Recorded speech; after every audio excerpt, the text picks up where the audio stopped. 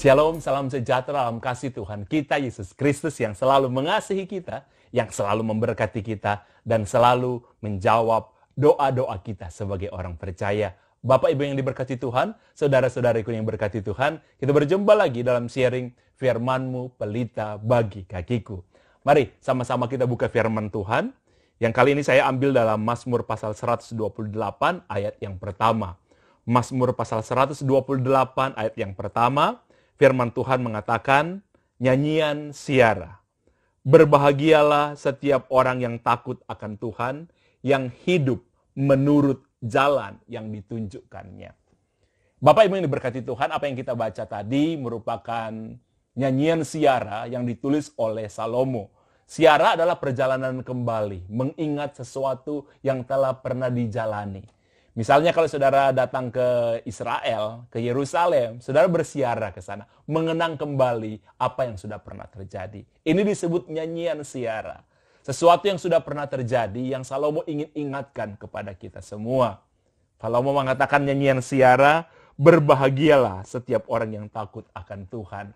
Saudara, kebahagiaan menurut firman Tuhan sangat berbeda dengan kebahagiaan menurut ukuran oleh dunia ini.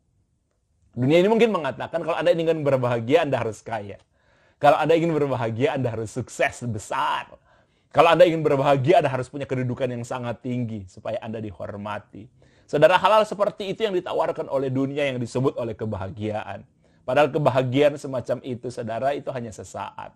Ya, dia bisa memberikan sensasi, saudara, kesenangan, harta benda, kedudukan bisa memberikan kesenangan. Tapi hanya sementara.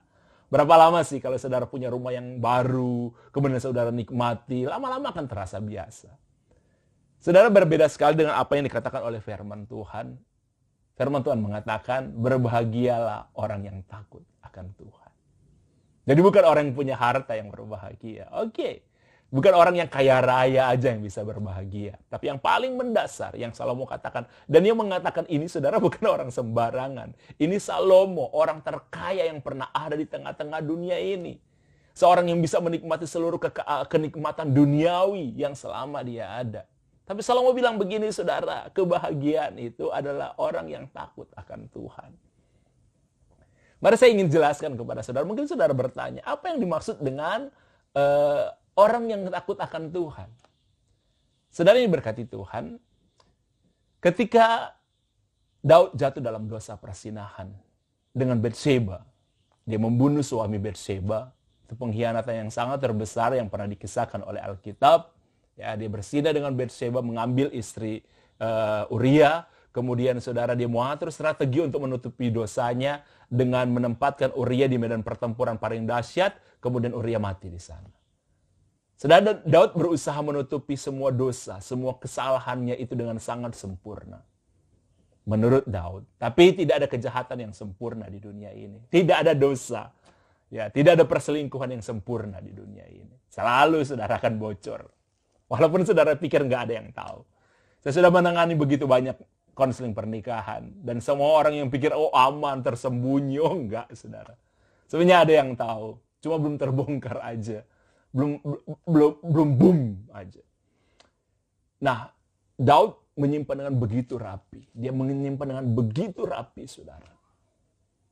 Sehingga satu kali untuk menegur Daud, Tuhan mengutus Nathan. Nathan datang kepada Daud dan membeberkan semua kesalahan dan dosa Daud.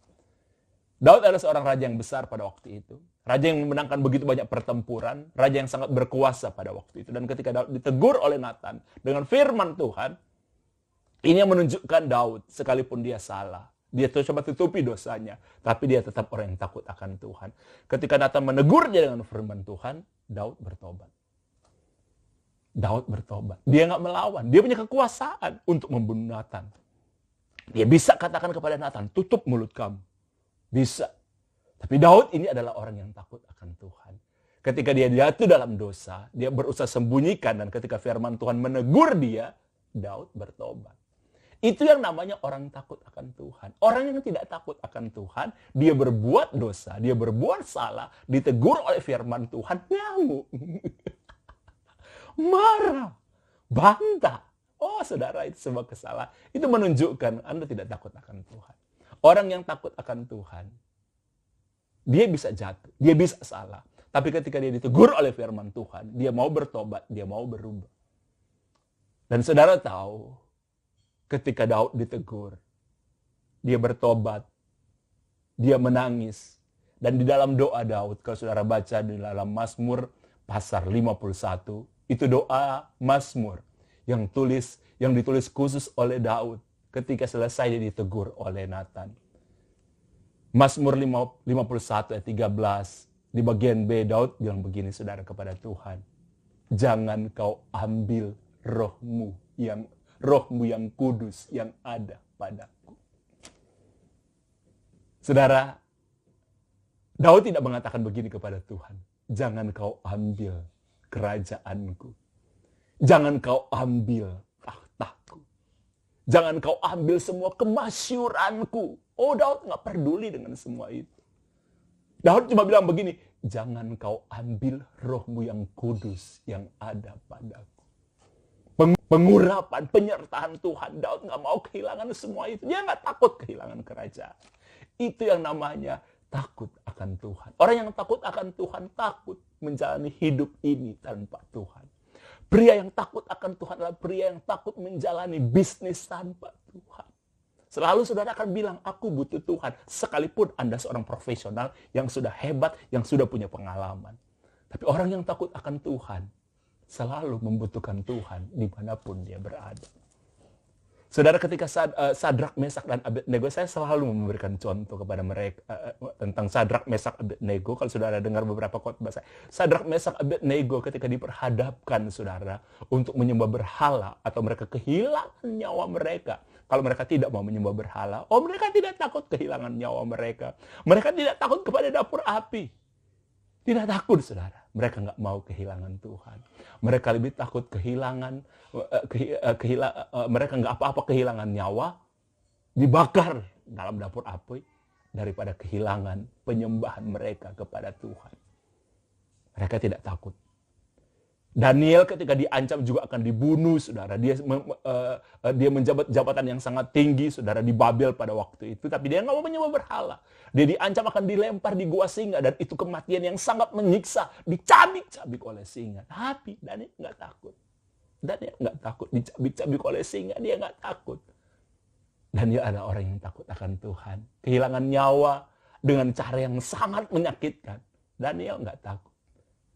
Bagi Daniel, penyembahan dia kepada Tuhan, bukan kepada berhala. Saudari, berkati Tuhan, di keadaan hari-hari ini, saya masih dikontak orang menghadapi situasi yang sulit, khususnya para pria, khususnya pria yang sudah berkeluarga. Mungkin kalau jomblo tidak terlalu bagaimana, adalah pergumulan. Tapi saudara, bagi pria-pria yang merupakan kepala dalam keluarga, yang dia harus memberikan setiap kebutuhan keluarganya, keuangan dan lain sebagainya, saudara, memenuhi kebutuhan istri, anak-anak, keluarga, kewajiban-kewajiban lain dan lain sebagainya. Saudara, ada beberapa orang yang goyah, saudara.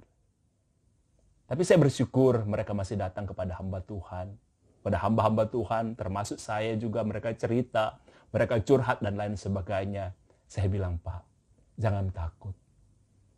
Jangan takut, datang kepada Tuhan, berdoa, minta hikmat dari Tuhan. Ya, penuhi hidup Bapak dengan firman Tuhan. Kalau kita punya firman Tuhan, firman Tuhan katakan begini, firman-Mu pelita bagi kakiku, terang bagi jalanku. Jadi firman Tuhan itu bukan jampi-jampi, bukan simsalabim, bukan, saudara. Jadi saudara baca firman, karena firman itu pelita bagi kakiku. Kalau saudara punya firman, di tengah-tengah kegelapan ekonomi, saudara punya pelita untuk Tuhan akan tunjukkan jalan mana yang saudara harus tempuh, apa yang harus saudara lakukan. Karena di tengah kegelapan apapun, saudara punya pelita yang akan menerangi saudara, menghadapi apapun yang saudara harus hadapi dalam kehidupan ini. Jangan takut. Jangan takut, saudara.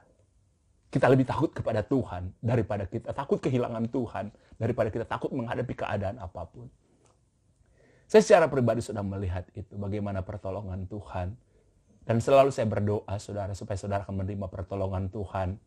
Saudara, yakinlah situasi ini akan berakhir. Yakinlah corona ini satu saat akan berakhir. Oke. Kalau saudara tetap mempertahankan pelita, jadi tengah-tengah kegelapan apapun, kalau saudara tidak mampu melihat, saudara tahu, kalau saudara punya firman Tuhan, saudara akan melihat sesuatu dalam kehidupan ini. Kita pria bisa gagal. Saya mau cerita saudara. Saya mengenal seorang pria saudara, yang sukses, yang berhasil. Ya, dia mendapat apa yang bisnisnya dia merupakan peninggalan dari orang tuanya. Dia anak paling bungsu di keluarga saudara, peninggalan orang tuanya. Kakak-kakaknya udah berhasil dengan bisnis yang lain, dan dia memang banyak bantu orang tuanya. Kemudian akhirnya bisnisnya ditinggalkan kepada dia, saudara. Dan dia bisa membuktikan bahwa dia hebat, dia bisa melipat gandakan usaha itu sehingga sukses dan sangat luar biasa. Ya, dia melipatkan berapa kali lipat, saudara. Boleh dikatakan kaya, boleh dikatakan kaya raya. Untuk ukuran manusia, saudara, dia kaya raya. Tapi di tengah kekayaan itu, saudara, dia masuk ke gereja, dia tapi lupa baca firman Tuhan. Dia terbuai dengan keadaan, sehingga dia melakukan seperti apa yang Daud lakukan, saudara. Atau para pria kadang-kadang ketika lupa dengan keadaan bahwa ada wanita yang menolong dia, istrinya, untuk sampai ke level itu. Dia hidup, saudara, dalam perselingkuhan. Saya sih lebih suka pakai bahasa persinahan dengan seseorang. Istrinya berusaha untuk menutupinya. Istrinya berusaha menutupinya. Dia nggak pernah marah kepada suaminya di tengah-tengah anak-anak. Dia berusaha menutupinya. Dan suaminya sering, kalau suaminya itu pergi dengan alasan keluar kota, dengan alasan saudara keluar pulau, dan memang itu selalu berhubungan dengan pekerjaan. Istrinya ini selalu menutupi di hadapan anaknya dan mengiyakan semua itu. Beberapa kali istrinya mengatakan kepada saya, Pak Nixon, saya udah menyerah, saya udah nggak sanggup. Saya bilang, ibu jangan menyerah. Ibu sah sebagai istri di hadapan Tuhan. Yang itu tidak. Jadi ibu jangan menyerah. Ibu itu penolong. Ibu harus. Saya udah nggak kuat. Saya bilang begini. Ibu jangan menyerah. Jangan menyerah. Ibu sah di hadapan Tuhan. Yang itu tidak. Saudara yang berkati, saya selalu mendorong ibu ini. Dan anak-anaknya ini orang-orang yang takut akan Tuhan, saudara. Anak-anaknya orang yang takut akan Tuhan, beribadah. Dan ibu ini selalu menutupi itu. Papa ini lupa diri, saudara. Dia lupa segalanya. Sehingga satu kali, karena kalau kita jauh dari Tuhan, kita lupa firman Tuhan, kita ditegur firman Tuhan, kita marah, keadaan yang akan menegur kita. Betul. Kalau firman Tuhan yang menegur kita, tidak mampu menerangi jalan kita, saudara akan berjalan dalam kegelapan. Dan kalau di dalam kegelapan, saudara tidak bisa melihat apa-apa, saudara akan tersandung. Dan akhirnya, dia tersandung, dia kehilangan semuanya. Salah satu penyebabnya, wanita yang dia anggap yang sangat menyayangi dia itu. Dia kehilangan semuanya, saudara. Ketika satu kali dia bertemu dengan saya, dalam keadaan sudah bangkrut, sudah tidak punya apa-apa, saudara. Semua aset mulai dijual. Dia jual semuanya, udah nggak punya apa-apa, saudara. Sampai tinggal punya sepeda motor. Terakhir dia akan menjual rumahnya, saudara. Tapi di situ dia bertobat benar-benar. Dan saya bilang kepada bapak itu. Papa masih ingat, saya pernah bilang kepada Bapak, dia bilang, iya saya ingat Pak, saya marah pada Pak Nixon waktu itu sebenarnya. Saya bilang, Pak, karena saya lihat bagaimana istri Bapak menangis berapa kali Pak. Saudara, saya cuma bilang pada waktu satu kali kepada Bapak itu, Pak, tidak ada cinta sejati. Hubungan pria dan wanita di luar pernikahan, tidak ada cinta sejati di luar pernikahan dalam hubungan pria dan wanita. Tidak ada. Di luar itu bukan cinta Pak, itu persinahan. Dan saya bilang, Pak, kalau Bapak merasa Bapak dikasihi, di luar pernikahan, tidak ada yang namanya kasih, Pak. Di luar pernikahan, pria dan wanita, di luar pernikahan, itu hubungan transaksi, bukan hubungan kasih.